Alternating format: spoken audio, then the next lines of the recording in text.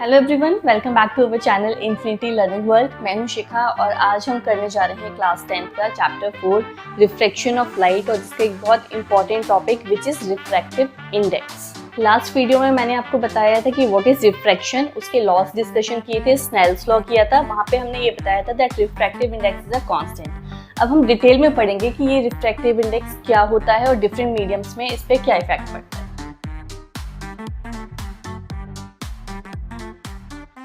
Okay, so let us start. What is refractive index? हमने Snell's law पढ़ा था। Snell's law में हमने क्या पढ़ा था कि sine of angle of incidence divided by the sine of angle of refraction is equal to a constant and that constant is refractive index. अब ये देखिए, ये आपकी लाइट एक मीडियम से दूसरे मीडियम में जा रही है, ठीक है। तो sine of I divided by sine of R क्या देता है आपको? रिफ्रैक्टिव इंडेक्स म्यू देता है। एक और फॉर्मूला हमने इसका पढ़ा था, क्या पढ़ा था?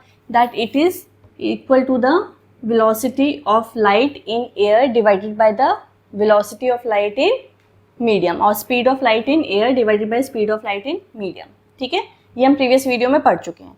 अब आ जाइए, अगर आपको रिफ्रैक्टिव इंडेक्स इस फॉर्म में लिखा मिलता है, ठीक है, म्यू 1 2, इसका मतलब क्या हुआ? Refractive index of medium 2 with respect to 1, ये याद रखेंगे, ठीक है। म्यू 2 1 मतलब refractive index of medium 2 with respect to 1। Refractive index of medium 2 with respect to 1, इसको लिख लेंगे हल्का सा स्टार बना के, क्योंकि आप आगे चल के इसको भूल जाते हैं कैसे करना है, ठीक है। अब आ जाइए, refractive index of medium 2 with respect to 1, इसका मतलब क्या हुआ? Speed of light in medium 1 divided by medium 2। ये देखो यहाँ पे मैंने क्या किया, हम एयर से किस में जा रहे हैं? ग्लास। तो ये रिफ्रैक्टिव इंडेक्स है। किसका रिफ्रैक्टिव इंडेक्स है? जिस मीडियम में हम जा रहे हैं, लाइट जा रही है, किस में जा रही है? 2 में जा रही है। तो refractive index of 2 with respect to 1 क्या हुआ? Speed of light in medium 1 divided by speed of light in medium 2। ये किया था ना। देखो सी का मतलब क्या है? Speed of light in medium कौन से में? एयर में, divided by speed of light in medium 2। तो refractive index of 2 with respect to 1 is equal to speed of light in medium 1 divided by the speed of light in medium 2। अगर मान लीजिए दो medium है, हमने यहाँ पे क्या किया? दो डिफरेंट मीडियम कंसीडर किए, मीडियम 1 एंड 2। एक में आपकी स्पीड ऑफ लाइट कितनी है? v1, एक में स्पीड ऑफ लाइट कितनी है? v2। तो refractive index of 2 with respect to 1 कितना हो जाएगा? v1 डिवाइडेड बाय v2, ठीक है। देखो ये वाला फॉर्मूला कहाँ एप्लीकेबल है? जब एक मीडियम आपका एयर हो। तो मान लीजिए आपका एक मीडियम ग्लास है, एक मीडियम वाटर है, दोनों मीडियम से उसमें वेलोसिटी ऑफ लाइट आपको फाइंड करनी है, स्पीड ऑफ लाइट फाइंड करनी है।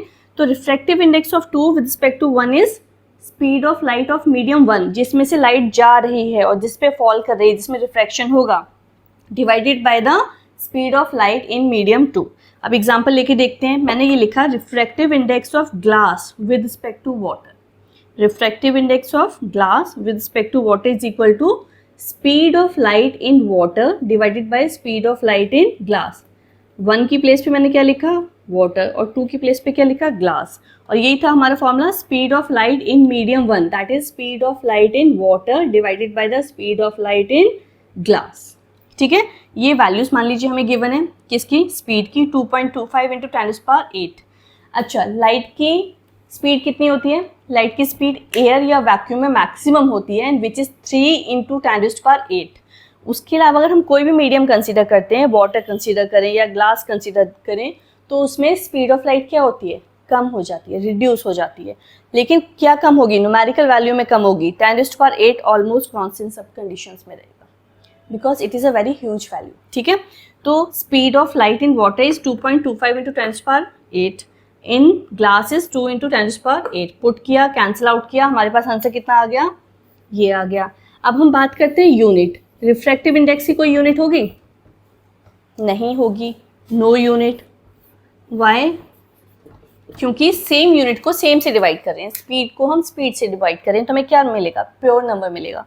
तो सिंपली आंसर आपका 1.12 है विदाउट एनी यूनिट, ठीक है। ये बहुत इंपॉर्टेंट है, थोड़ा सा क्लमजी भी होता है, एक एक स्टेप करके पढ़ते चलोगे तो ईजी लगेगा।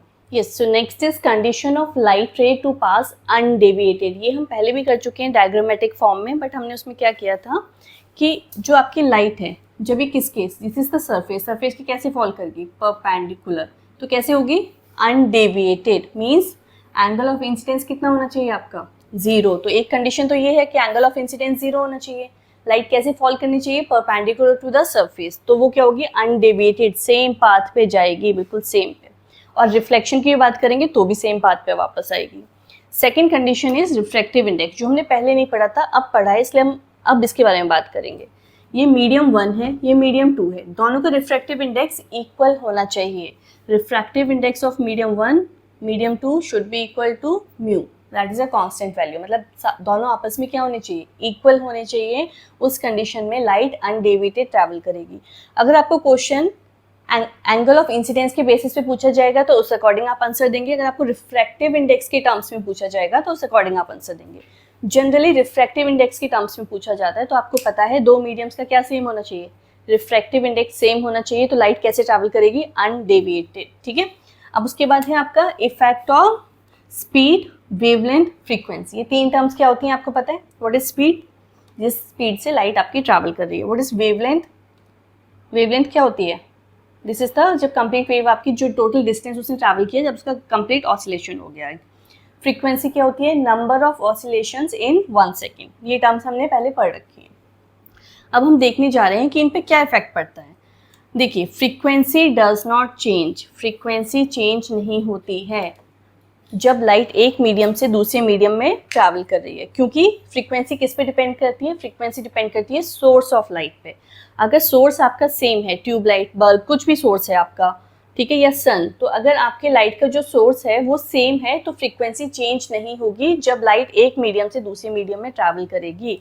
ये इंपॉर्टेंट है, इसको ध्यान रखेंगे।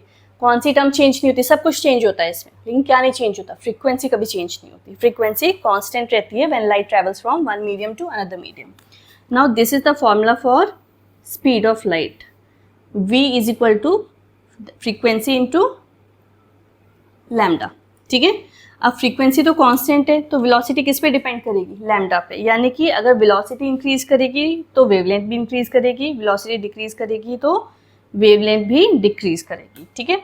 If light travels from rarer to denser, अगर लाइट रेयरर टू डेंसर जा रही है, जहाँ पे कम भीड़ है उससे ज़्यादा भीड़ वाली जगह पे जा रहे हो, तो वेलोसिटी क्या होगी? डिक्रीज होगी। तो उसकी करस्पॉन्डिंग वेवलेंथ भी क्या होगी? वो भी डिक्रीज होगी, क्योंकि वो डायरेक्टली प्रोपोर्शनल है।